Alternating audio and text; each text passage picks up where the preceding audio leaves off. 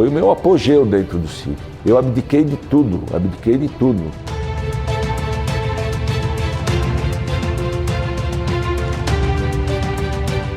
Marquinhos, pelo amor de Deus, não vamos perder para esse time.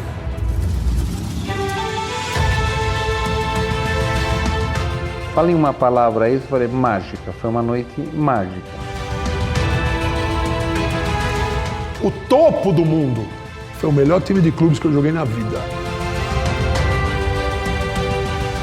Um exemplo de unidade. Ninguém faz nada sozinho. Naquele dia, o Sírio foi o Brasil.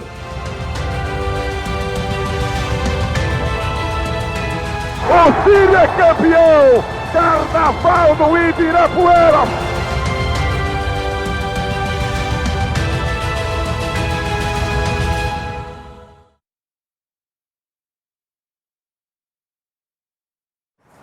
Nós tínhamos todas as vitórias possíveis e imagináveis, né? Campeonato Paulista, Campeonato Brasileiro, Campeonato Sul-Americano, mas nosso foco era realmente o Mundial.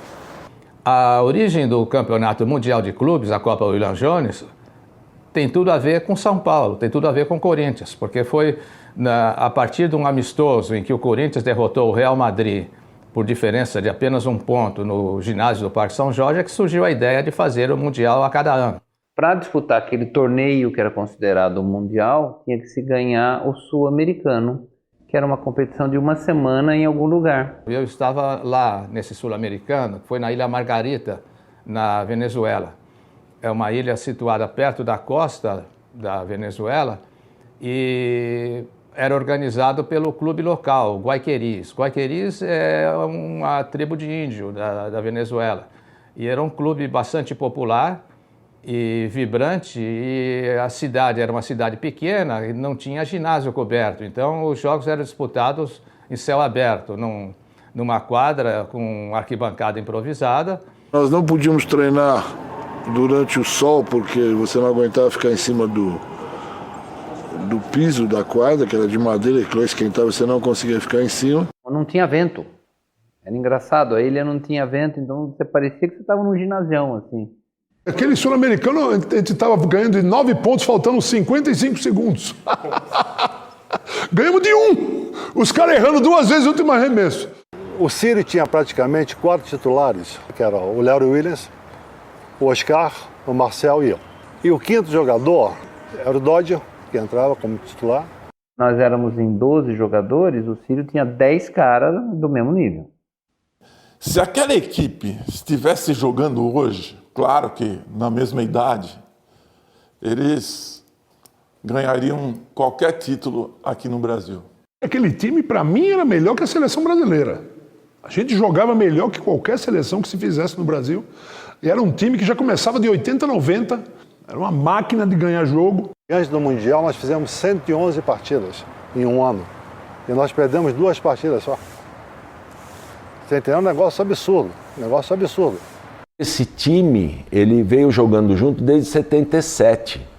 Então, não é que houve, vamos nos preparar para o Mundial em 79. Foi uma coisa natural, uma decorrência natural. O Sírio disputou com o clube Moca dos Estados Unidos, teve um de Porto Rico, né, que é Quebradilhas, né, e o clube Bósnia da cidade de Sarajevo. Bósnia tem tudo a ver com Bósnia, que na época Bósnia pertencia à antiga Iugoslávia, depois se tornou independente depois de uma guerra civil. Claro que no período mais próximo do Mundial, os treinos se intensificaram, a dedicação foi maior, as nossas famílias vinham para os treinamentos, então a gente formou realmente uma grande família. E aí foi muito interessante, porque a gente se preparou para aquela coisa, aquele campeonato e tal. E 2 semanas antes, o Marquinhos quebrou a mão. Nós fomos jogar uma partida em Franca pelo campeonato e ele levou uma pancada na mão e ele fraturou a mão. Quando ele teve essa lesão, é óbvio que todo mundo ficou preocupado. Se jogava ou não jogava, porque não tem substituto à altura do Marquinhos, né? Minha esposa, ela é espírita, perfeito? E ela me levou num senhor para me benzer. Benzer, aliás, conversar comigo, né? E esse senhor, depois de conversar, né, durante 1 hora mais ou menos, ele falou, você vai jogar. E a partir daí foi tentar recuperar o Marquinhos no mínimo necessário para que ele pudesse jogar. Ele realmente aceitou o sacrifício, o desafio. Todo mundo reconheceu isso e teve o apoio de todo mundo. As fotos ele aparece, né, com aquele pulso enfaixado e tudo, com aquela garra dele. Então, eu considero que no esporte não basta você ser um talento, ter recursos artísticos, você ser um atleta bem preparado. É importante ter garra. Estamos começando a partida decisiva do Campeonato Mundial de Basquetebol. Sírio e Bósnia da Iugoslávia, no ginásio do Ibirapuera, em São Paulo. Larry Dodd. Converteu o Marquinhos agora, 18 a 14 para o... O problema é que as dores insuportáveis, né? Você está com a mão fraturada, não tem jeito. Né? E basquetebol é pancada, né? E mais você pega a bola, é outra pancada, né? Que ele vai batendo. Se você tem 2 jogadores, alas, como Oscar e Marcel, acertando tudo, do lado de fora, e depois você fecha lá fora, tenta parar o Sírio de fora, aí de repente chega o Marquinhos de curta distância, não errava uma. Larry. Oscar. Erra mais um arremesso. Marquinhos. Converte, Marquinhos. Nós tínhamos a felicidade de ter o Geraldo Félix, que foi nosso massagista, que também era um amigo meu, cara fantástico.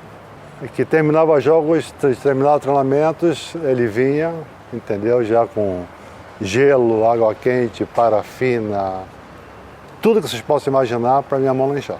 Larry ao lado, deu bola, Marquinhos, lançou, Marcel, tocou. Sexta do Sírio, Marcel, 14 a 6 para o Sírio. Era a época de prova do 3º bimestre. E eu vinha de manhã aqui, a gente ficava alojado lá no próprio Ibirapuera. Eu acordava às 7 horas da manhã, pegava o carro, vinha para Jundiaí, fazia a prova e voltava para jogar. No outro dia tinha jogo, tinha que estudar, imagina. O jogador geralmente treinava uma vez, ou de tarde ou de noite, dependia do número de estudantes para fazer um bom treino, mas jamais teria treino de manhã, de tarde e de noite, como tem hoje a maioria dos clubes. Nós tínhamos uma atividade diária, eu acho que fui precursor do trabalhar fim de semana. Então nós trabalhávamos praticamente 7 horas da noite, 7h30. Era uma época a gente podia dizer, de profissionalismo marrom. Era um esporte amador ainda, considerado amador em termos internacionais, exceção da NBA.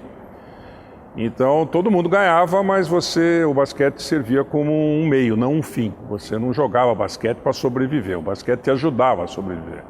E se pensar bem, aquele time, você botava a folha de pagamento, só tinham 2 jogadores que ganhavam dinheiro ali, era o Larry Williams e o Marquinhos.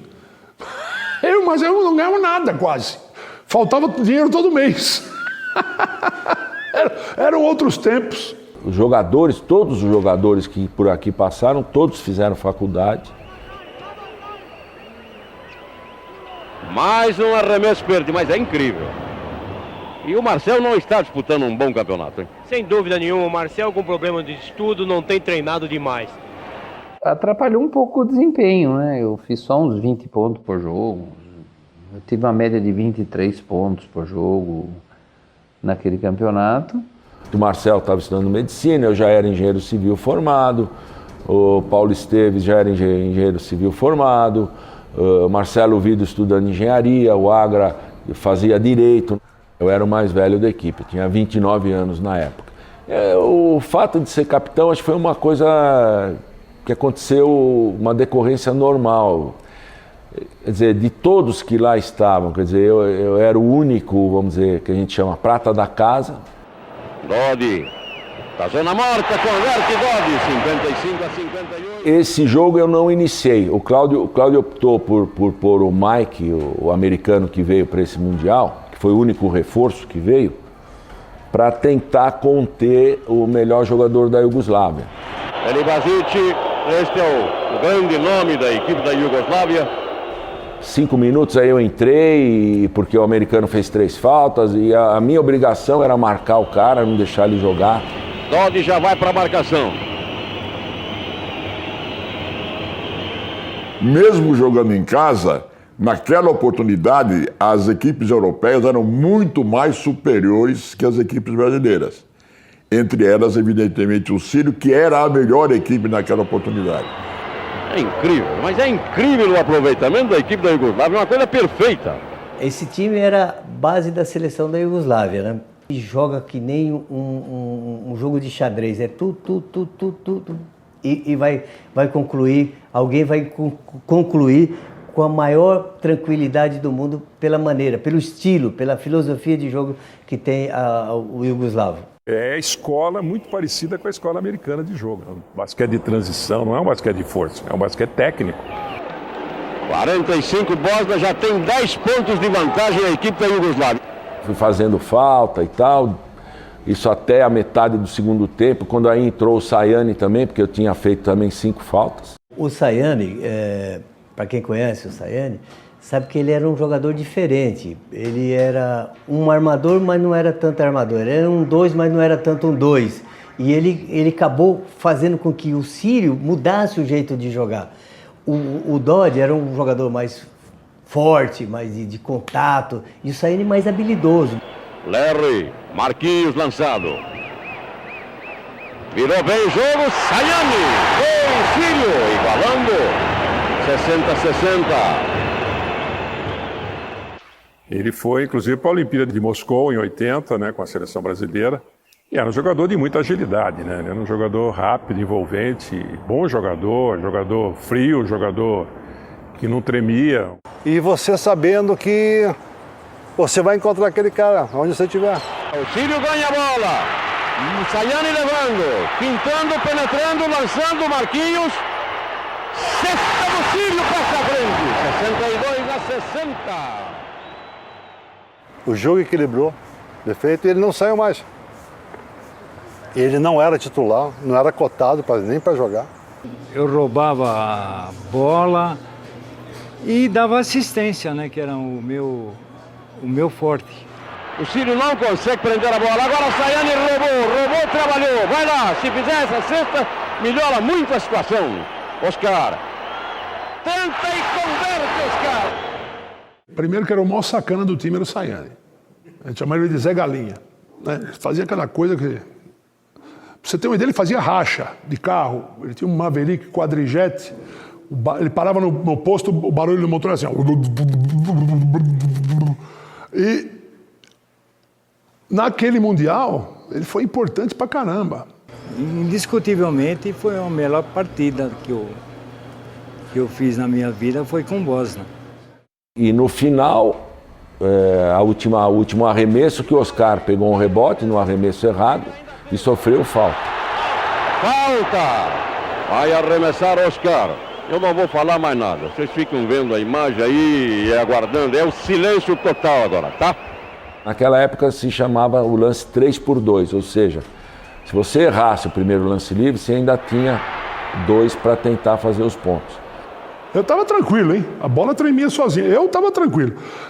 E naquele dia, o Mortari tinha feito um exercício de lances livres. E eu tinha sido o último do time, o pior do time. Quando eu estou para arremessar um lance livre, o Zé Galinha, o Sayani, passa atrás de mim e fala: Oscar, lembra que hoje de manhã você foi o último no lance livre? Filha da mãe, cala a boca! Quer ganhar ou perder o jogo, pô?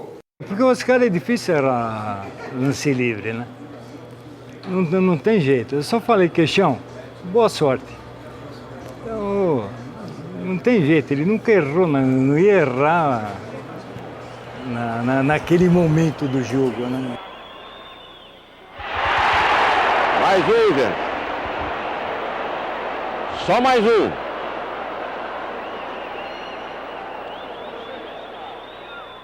É empatada a partida, 88-88. Aquela frase que eu tenho há anos, que é o único jogo que termina e não acaba, né? Que o basquete tem a bola morta, o cara arremessa, acaba o jogo e a bola continua viva até chegar no ar. O cara jogou do garrafão dele. Pá! Ao começar a prorrogação para decidir o título mundial de basquetebol de clubes, Sírio e Bosna, 88-88. Eu, cada vez que tem prorrogação no basquete, eu estou torcendo por algum, eu quase morro do coração, né? No início da prorrogação, o Oscar tem aquela febre de 39 graus que ele fica todo vermelho, e aí ninguém segura o bicho. Tem hora que começa a cair tudo, rapaz, dá um desespero nos adversários enfrentando o Brasil dessa época, e Sírio dessa época, que ninguém para, né? Ninguém consegue parar, a fome de fazer cesta desses caras. Marcel, Oscar, da zona morta, tenta, converte Oscar, 94 Sírio, 90 para o Bosna. Ele fez 4 cestas em seguida no começo do jogo, que deu uma tranquilidade para a gente controlar a prorrogação. 2:35 para acabar. Temos a posse de bola. Aproveitando este ataque, praticamente é uma decisão. Oscar, de longe, converte Oscar. 96-90. Nós jogamos talvez os melhores 5 minutos que eu vi algum time jogar. A gente não errava ataque, a gente ia pro ataque sexta, a Bosna vinha aqui e errava, a gente ia lá de novo sexto, Bosna vinha aqui e errava de novo. Rodopia, ganha Marquinhos o rebote. Um jogo como aquele ali, você conseguir pegar rebotes, entendeu? Sabe, com uma mão só. Como é que, não, eu fico feliz porque eu sei que eu ajudei a equipe. Ele fez double-double. Ele pegou uns 12 rebotes, fez uns 20 pontos. Mão quebrada. 12 para arremessar, 10, penetra Marcel. Sexta do Brasil, 98-90. 1-14. Eu, Marquinhos e Oscar, a gente, quando funcionava 100%, não tinha para ninguém. Vai a equipe do Sírio para o ataque, penetrando Sayane, Marquinhos. Chuta Marquinhos, ganhamos o campeonato. 100-94. Nos segundos finais, o Sírio já tinha garantido a vitória, né? Entendeu? Que teve aquela paralisação. Ali você não consegue dimensionar o que aconteceu. Você está num estado de euforia tão grande, certo? Que você quer abraçar sua filha, sua mulher, seus amigos, né? Parece que você começa a flutuar. Crise de choro do jogador Oscar, mas é uma coisa impressionante. Olha o rapaz como é que tá. Aquilo era um sonho, né? Um sonho mesmo. E naquele momento eu me sentia lá nas nuvens, porque não tinha vitória maior que aquela. O Oscar extravasou dentro da quadra, né? Mas todos nós choramos depois, né? Mas você naquele momento ali, você quer o quê, né? Você quer concretizar a primeira vitória para depois você desabar. Saída de bola, Varajić tentando, arremessando o Varajić, convertendo 2 mais para a equipe da Iugoslávia. No tempo do técnico, eu falei, a cesta vai cair, eu bato o fundo bola, porque eu já sabia que a gente não podia botar a bola em jogo. Então o Marcel, inteligentemente, segurou a bola. Então o tempo que ele segurou, ainda ele teria 2 segundos de sobra para repor a bola no jogo. Então aí o jogo terminou. Dentro da regra, não houve nada de anormal. Foi um ato de inteligência dele, como sempre, né? E aí teve aquela invasão lá que ninguém entendeu mais nada. Termina! Sírio, campeão mundial de basquetebol! Um carnaval na quadra. Nego querendo abraçar, levar a camisa. Com certeza o tênis, a meia, o calção eu saí. Mas e essa camisa que nós estamos vendo aqui é a camisa da final. Essa aqui que joguei, consegui ter ela. Na verdade, o time não ficou unido quando acabou o jogo. Ficou espalhado, né? Um para lá, um para cá, correndo. Gente tentando te entrevistar. Uma euforia maravilhosa, total, né? Um abraço demorado, Marcel e Oscar. Ele só repete, nós somos campeões do mundo. Um cara que tem 22 anos, você nem sabe as coisas que você é capaz de fazer. Né? Você não consegue ter a noção da grandeza do que você fez. Eu com a mão levantada, eu estava protegendo a mão, entendeu? Que eu estava com medo daquela hora ali, alguém chegar e... Ali eu senti medo. A invasão da quadra é espontânea, porque muita gente tem medo, né? Cada vez que tem uma invasão de campo, invasão de quadra. Mas aí era uma festa que saía do coração das pessoas. Todo mundo foi envolvido, acho que derrubaram até a mesinha, não sei, não tenho ideia, não lembro. Mas foi a conquista de um título, pô, em casa, não é? E aí isso é um motivo de comemoração, de euforia, de alegria, de tomar um porre, de cair. Eu, como capitão do time, eu não consegui receber a taça. Não teve premiação. Aquela de ter terceiro, segundo, primeiro, que o time sobe, recebe a medalha. Não teve isso daí. E o gozado, né, que estava cheio de segurança, polícia militar, né, numa época que raramente tinha segurança particular, era mais polícia militar. Mas que hora que começou a pular o guarda olhava para lá, tinha 10 pulando desse lado aqui, pulando a cerquinha do Ibirapuera. Nesse jogo aí do Ibirapuera, ele superou grande parte do público que houve, por exemplo, nos Jogos Pan-Americanos de 63. Os Jogos Pan-Americanos de 63 foram realizados em São Paulo e o campeonato de basquete no Ibirapuera. Para chegar no Ibirapuera aquela noite me lembro que era complicado você chegar, não tinha lugar para parar carro. Naquela época, hein? Naquela época. No dia do jogo da final, eu levei a garotada para assistir a final. Assistiram fora da quadra, mas né, pertinho, né? No entanto, eu pergunto, eram todos torcedores do próprio Clube Sírio? Todos eram descendentes de sírios ou libaneses? A resposta, não. Nós tínhamos bandeiras do Corinthians, bandeiras do São Paulo, bandeiras do Palmeiras. Então, o Sírio realmente representou o Brasil naquele momento. Se dependesse só da torcida do Sírio, ia talvez encher o garrafão. E não a quadra toda, como sumiu a quadra. O que houve é que tinha um pessoal da Camisa 12 que frequentava o Sírio na época. Uma garotada que era sócia da Camisa 12. E os jogos marcados no Ibirapuera, eles achavam que precisavam de um incentivo maior. Então eles bolaram convidar uma torcida para levar bateria, para levar bandeira. Esse apoio da torcida na Camisa 12 do Corinthians, ela veio num momento chave para nós, né? O ginásio cheio, né? A torcida, né? Inflamada com umas músicas que o pessoal cantava, e nos deu realmente uma chama interna muito grande. Fomos lá torcer para o Sírio. Então não gritamos Corinthians, as bandeiras eram do Corinthians, tudo bem, mas não gritamos Corinthians, gritamos Sírio. E mesmo no Rio de Janeiro, eu tenho certeza que Flamengo, Vasco, Fluminense, Botafogo, estavam todos torcendo para o Sírio. Era um time que não tem bandeira de futebol, então todo mundo torcia para o Sírio.